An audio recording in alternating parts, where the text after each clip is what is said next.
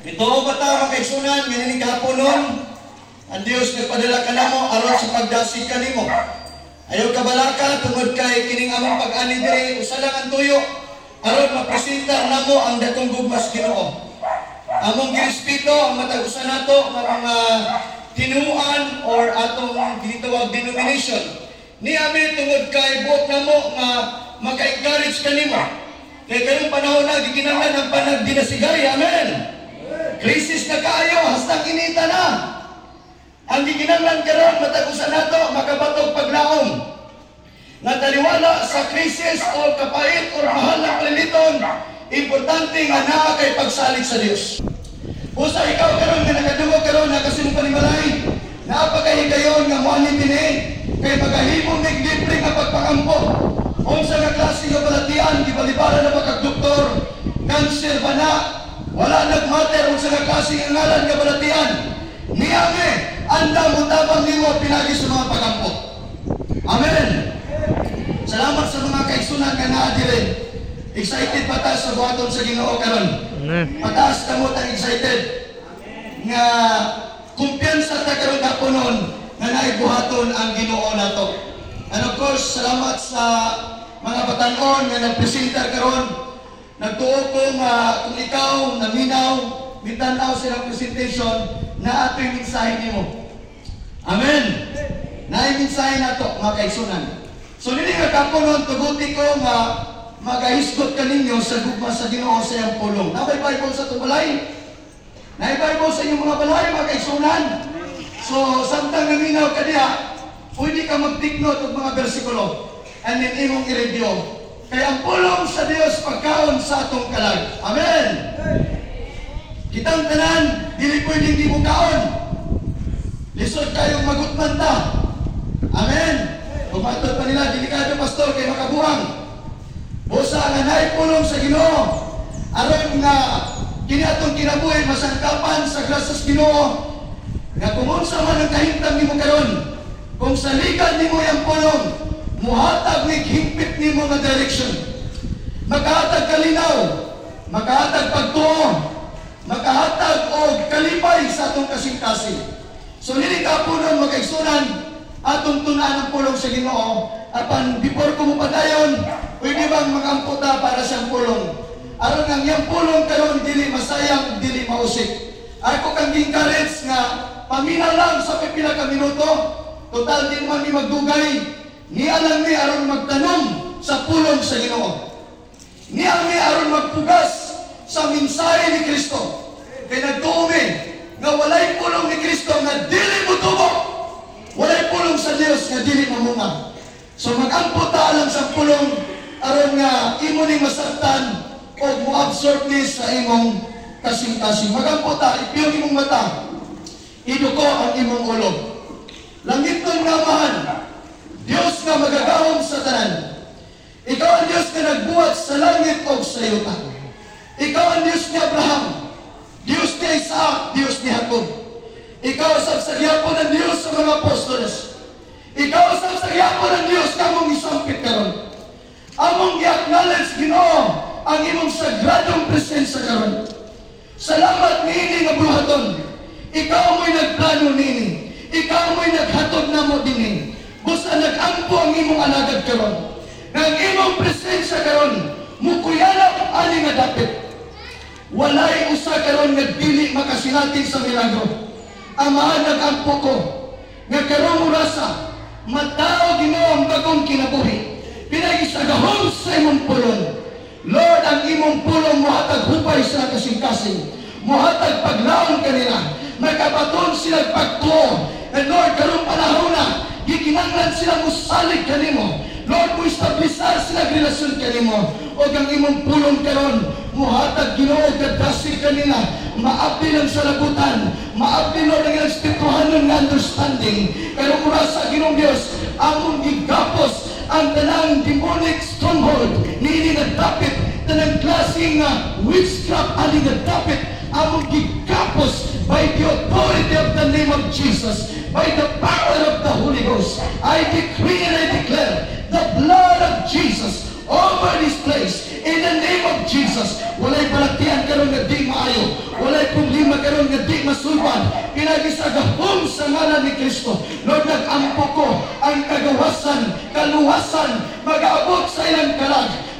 Bihan, Ginoo, ang ilang spirituhanon nga pagpanabot. Panalangini kini nga dapit, bindisili kini nga dapit, ang among barangay council, ang among board president, nag-ampo mi Ginoo. Pero urasa, magabisita ka sa kasing-kasing, mabuhat ka sa tanan nga niya karon, sa tanang lumulupyo ni nga dapit. Ginoong Dios, ipadalagi mo mga manununa, magministeryo karon, magapanggahon karon, magaluwas ug makalag, magabatog kagawasan, gikan sa tanang tumlo sa sala.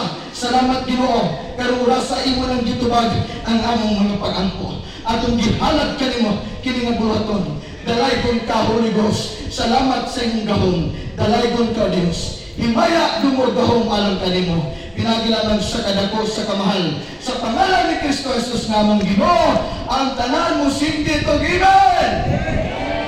Amen. Salamat sa Ginoo. Maayong hapon sa matausa. So medyo init kayo, okay lang mo diya ate. Okay lang, hindi pa nakapasok. Ang makapasok, atong impyerno. Matod pa nila, Pastor, hastang inita na. Unsa na kahapong impyerno na ni. Eko, pasalamat kay sister. Atong aging adlaw lang.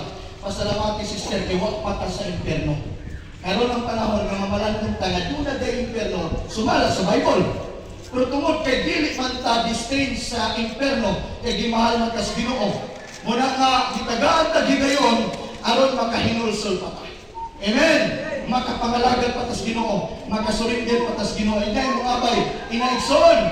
Panahon pa nga modangog tas Ginoo, musurinder tas Ginoo. Pikpik kayo mo abay. Ay kawalo pikpik. So, praise Lord. Salamat sa introduction ni Pastor Ber. Ako lang tong taga-gamay dugang nga testimony. Way back 2009. Actually, year 2019, na-featured ta sa GME. During that day, day before, numulan ko sa Thailand. Yan ko sa taga-GME. Kaya nag-viral man itong akong testimony. Although, wak din mo na-document, ito panahon wak pamantay. Medyo ang cellphone, kining, sa tawag kami, kining touchscreen. So, dagang witness. So, netong panahon na magkaigsunan, adlaw itong Domingo. Naminaw ba tatanan? Amen. At least karon nga among i-prove sa inyo nga kining Dios among iwali ninyo, Dios ni nga puno sa magkaluoy. Domingo tong adlaw, namatay akong uyuan dito sa barangay Pagawan sa Mantika, Misamis Oriental. Nagpuyo ko sa Dalipuga, Iligan City. So nanawag ako amahan, nagpahibalo nga ang imong uyuan namatay na. So nag-undawin ako gikan og simahan, undawin ako pa sa Iligan. Ang nasa ko muna na, kay patay naman ako uyuan, gikapoy ko itong adlaw kay gikan ko nagwalin. Ko nga, mo ba pa? Watay mahimo, kay gikuha na mas Ginoo. Ang ako muna na, ko nga ugma upali ko, kay mag-funeral service na ta. So doon man, yun ang papang ang imong uncle, kung naroon sa provincial hospital sa Mantikao. Gidala dito, alas 12 sa ugto. Matod pa galing sa driver, di na ako igagaw na nagdala, kay namasing sila magpuhit pa sa ospital. Ngayon ang driver, di sa patay na mali imong papa. Tungod kay nagapoy pagtuong ng anak na mabuhi pa yung papa kay matabang sa ospital. So gidala yun dito, and then sad to say, na pag-abot dito, walay mahimo ang doktor o mga nurse, tungod kay dead on arrival naman. So giniklara dito mapatay. So gihulat na lang ako itong pamilya, and then ipaabot pamilya na at least 24 hours kay Balsa Maron. So naitabo magkaigsunan, pagkahapon na, mo ito pagpanahog sa papa, hantod pagkagabi, pila na kauras. Namatay alas 12, sa ugto. Nanawag kong papa alas 4 sa hapon. Mo tayo mong conversation, aning pagkagabi, mga quarter 8 to 9, nanawag na pa akong papa, mingon mga, pwede bang mani ka diris balay, kaya patay lawas si mo angkol, gidala man diris balay. Kaya layo naman nila sa Pagawan. Gidala dito kay doon man ang mga barangay sa conference. So gidala dito ang patay lawas mga kaigsunan. So nakaingon ko nga, aon sa bagay na itabo dito, kay nanginanlan sila mag-adto ko, at least na lang ang ilang intensyon na makomfort na ako sila pinaging mapagampo. O or simple makashare sa sports sa Ginoo. Kaya sa akong pamilya, ako pa'y unang nangalagad sa Ginoo. Kaya nahimong pastor na gitawag sa Ginoo, gitagaan aning agasa. And to God be the glory. Ikaw sige pa mo anak ko dahil miskay, ito panahon natin papahulay na, pero tungod kaya itong kasing-kasing andaman ang servisyo. Ang nga kay gidala naman patay ngawas dito sa among meeting shed. So doon man pagka alas 4:09, buwan ako ang service motor, nag-pray kong sugod, paingon sa Magtikaw, hanto dito sa barangay sa Panyangan, pag-abot na ko dito, daghan na kayong mga tao. Siyempre, kay sa mga tao, makig-marites kayo, manlilik man yun, mutana man yun, mutana man yun, kung sa'y kamatyan. And then mag-igsunan, pag-abot na ko dito, nakita na kong uyuan, wala na. Busay na, kaya pila naman ka-oras, almost 10 hours naman. Kaya kung nakuyapan ang munta, mabuhay pa ito mga pila ka minuto. So dito kaya na-stroke, na-cardiac, matay ko akong uyuan, yatake ang kasing-kasing. So wala na yun. Kaya tang-awan mo yung lawas, digbol na yun. Kailan ka din mong patay? Di ba? Kita na mong patay? Kita ang tanan. So, gihulat na lang kay pagkabuntag, balsamaron na. Iwa, mapuy mo balsamar ka daong na ko. So, naitabo magkaisunan, samtang dito ko, of course, alam na ko, kaya di man ko Ginoo, wala din po pa sa kuna-una nga, kung sa kay buhion bakalis Ginoo, ako lang na maka-encourage ko nila. Hantod nga namalan ko sa istorya, kung sa kamatyan, interview, ipaday ko sa Ginoo nga, mag-dive. Kaya huwag na tayo mahimo, pasalamatan ng Ginoo, despite sa kamatyan. Amen? Bisan dahil kung may problema, ang ayan ng Ginoo, pasalamatan. So, ipadaygan ko sa Ginoo, nga tumura sa mag-dive sa Ginoo, kitawag ako kung ikagaw pamilya. Huwag na tayo mahimo, kikuhan sa Ginoo, mag-dive sa Ginoo, magpasalamat gyapon ta, at least na ang Ginoo nagpihal, magpinabuhi sa buhay, magpupuyuan. Ang ngayon ang Ginoo pasalamatan. Amen? So tuon man magkaigsunan, humana mo kanta sa usalang kaawit, giduulan na kong pataykawa sa waiting shed.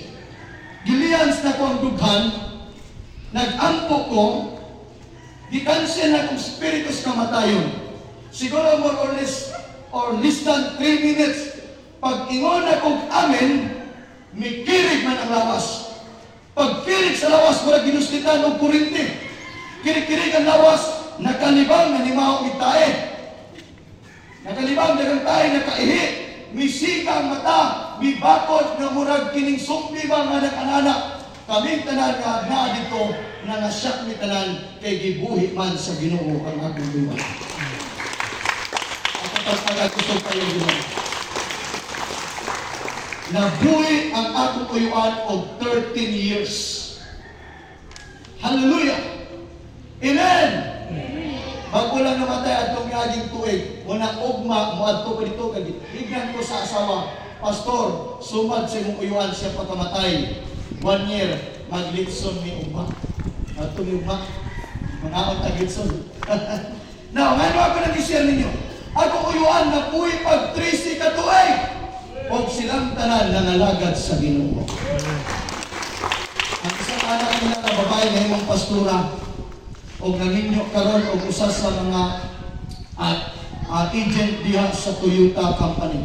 So ako nang i-share ninyo mga kaisunan tungod kay ang Diyos gamhanan.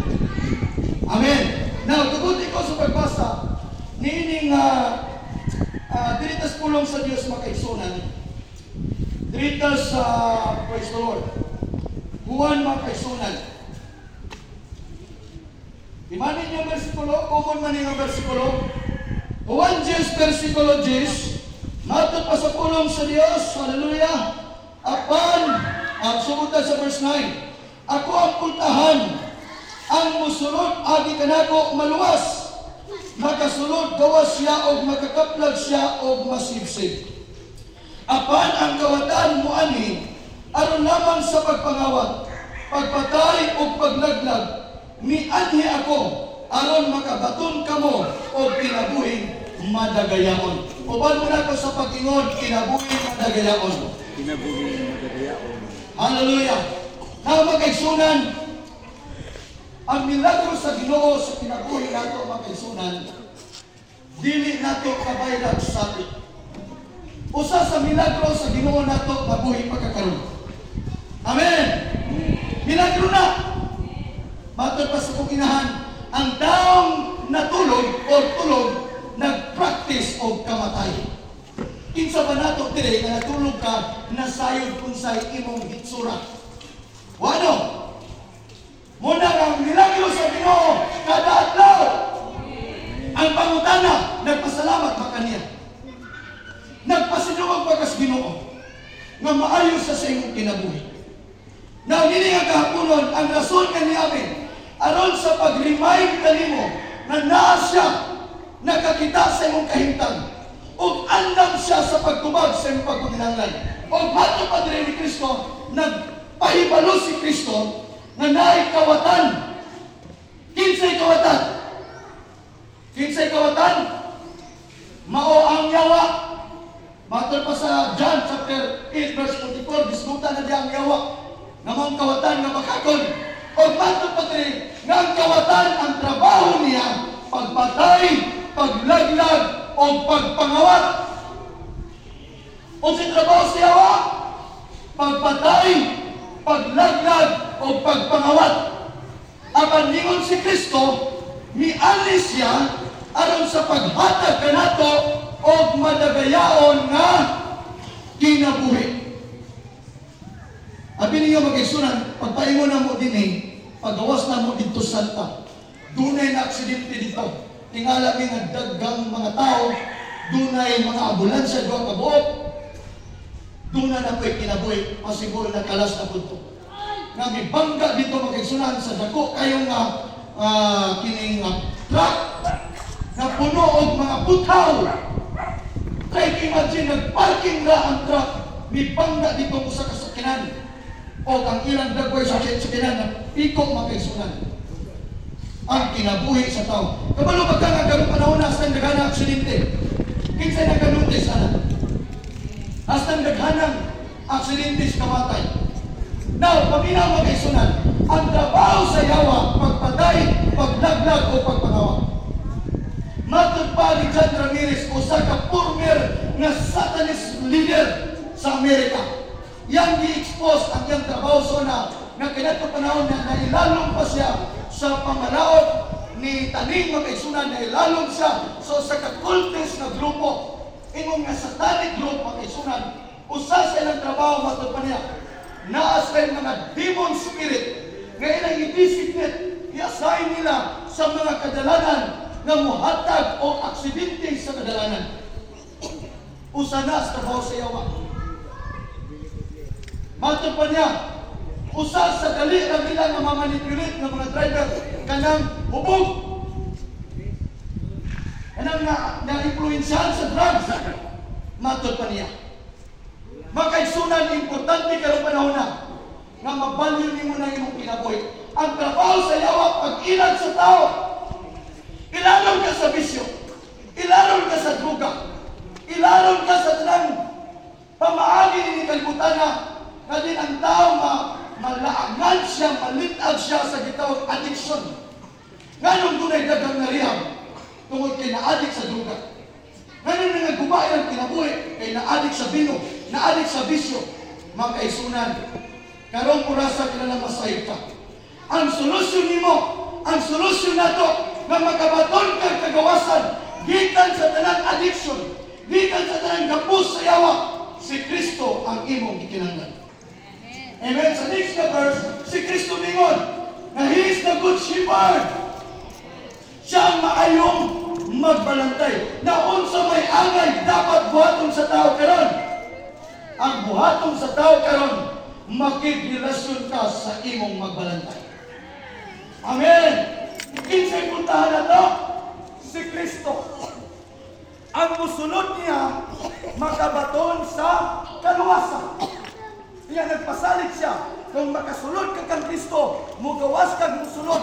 Ingon si Kristo, makasipsip ka sipsibanan. Ang pasabot niya, kung nalang ka kang Kristo, at imanon ka ni Kristo. Atong palatakan si Jesus.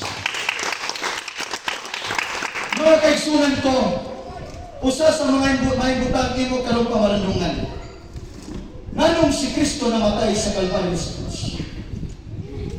Pag ulang ta nagkumemorat sa gitawag og Semana Santa. Amen. Mituod na nga si Kristo namatay. Napaminaw sa Romans 6:23, ang bayad sa sala kamatayon, apan ang gasa sa Dios kinabuhing dayon pinagi kang Kristo. Unsay bayad sa sala? Kamatayon. Nasa Roma 3:23, ang tanan nga kasala o nahilayo sa Dios. Now, kay nakasala ang tanan, wala ba hingpit na to? Amen? Mutuo ba tayo kitang tanan? Dili yun hingpit? Kitang tanan na ay mga kapakyasan. Naatay mga sala. Now, iwan ang Bible, ang bayad sa sala, kamatayon, apan ang gasa sa Dios, kinabuhing walay katapusan, pinaagi kang Kristo. Now, atong andumon karon ang kamatayon ni Kristo. Pastor, nganong namatay man si Kristo sa cross? Na makaisunan yung dumini. Nganong si Kristo namatay sa Kalbaryo sa cross tungod kay gidemonstrate niya ang iyang labihan kadakong gugma. Amen. Tungod kay wala niya na ipahagi sa pagbayad sa sala, maulama ang kamatayon. Ang libuhat ni Kristo iyang ipasundayan sa tibuok kalibutan. Amen. Ang kamatayon ni Kristo, ang minsay sa cross, miabot na sa tanang suok sa kalibutan. Perfect na demonstration sa dakong gugma sa Diyos. Roma 5:8, didemonstrate sa Diyos ang dakong gugma na bisan kita makasasala. Si Kristo nagpakamatay, alang kanimo, alang kanako. Nganong si Kristo namatay? Tungod kay siya lang ang makabayad sa imong sala. Ikaw, ako, watay kagahong, mubayad sa itong sala. Kitang tanan kandidato ngadto sa pagkanukman. Kitang tanan kandidato ngadto sa kalaglagan nganuan. Kitang tanan nahugawan makaisunan sa sala. Apan praise the Lord, si Kristo nagbayad, nagpiyansa, nahimong ransom sa imong sala. Ang Dubai, minsan nakakita sa balita sa Dubai. Ang Dubai, makaisunan, usa sa pinaka-high-tech, pinaka-prestigious na nasod sa tibok kalibutan, pinaka-gwapo na nasod sa Middle East. Na dito ang usa sa mga high-rise na mga building. Dato kay tanang mga tao dito matod sa survey ng tanan na muyo sa Dubai, mga dato silang tanan. Apan makaisunan, atong naging adlaw. Try to imagine, diserto na nga nasod, talag sarang ulan diya, naghimo sila artificial nga kining sitawag na para ng ulan, makaisunan, karon makaisunan ng tabo, beyond silang expectation, makalilisan na ulan kay bagyuman, halos naman muunlod ang ilang nasod makaisunan, naglunod ang ilang nasod. Hallelujah! Pila kabog mga sakinan, mga sports car, mga high-end na mga sakinan, daghang sakinan makaisunan nangaguba karon sa Dubai. Ang UAE makaisunan na neighboring nation makaisunan o sa netabo, di ulanan sa Ginoo o makalilisan nga yelo. Ice! Sa Bible, sa last days, sa gitawag kapumot sa Diyos, kay naamay kapumot sa Diyos, na i-judge dun sa Ginoo tibok kalibutan, mag-ulan o ice na 50 kilos. Pero naitabo sa UAE karon, initial pa to. Mura lang kinumo sa bata, sa tao. Nangaguba ang ilang mga sakinan. Pangutana, kinsay nagtugot nga na. Mga kaisunan, nga ako nang i-share sa inyo. Dili na normal ang panahon. Ang tao karon magpabili at normal kung wala kay relasyon sa Diyos. Mauna yung pinaka-peligro sa tao. May pinaka-delikado sa tao. Nagkaroon panahon na taliwala sa krisis. Taliwala sa labihan ng kainit. Kung magpatuyang gapon ta, kung wala gapon tayo panahon sa Ginoo, delikado yung kinabuhi. Ang delikado ng mahisto ka. Tungkol sa kainit, wag ka pangalagat sa Ginoo. Wag ka kahilusol, makaisunan. Dito sa amo karon, tunay na mamatay makaisunan. Walay gipiling edad. Ang kamatayon, dili na ito madalag simba ko. Di na ito madalag 7 kalaon. Ang Bible nagsulti sa Hebrew 9:27 nga gidistay na ang kamatayon kausa sa tao. O human nga na matubang ka sa humanan. Man is destined to die once, and after that, muatubang kag humanan. Naatay gitawag accountability. Tulubagon sa Ginoo. Makaisunan ko, hindi na dapat. Niyami, aring pagpukaw nimo. Basig na ikatulog na ka, wala na kay panahon sa Ginoo. Wala na kay pag-ampo, wala na kay pagsimba, wala kay pagbasa sa pulong. Totally zero. Ni ami arumudasig ka nimo. Ayaw kumpiyansa, panahon na karon, kakitang tanan magtukaw, magbaton sa relasyon, pagsalig, o mga lagat na sa Ginoo. Kaya kung maabot ang kamatayon, sa takda nga wali mo, damha, sigurado man na muadto kag langit.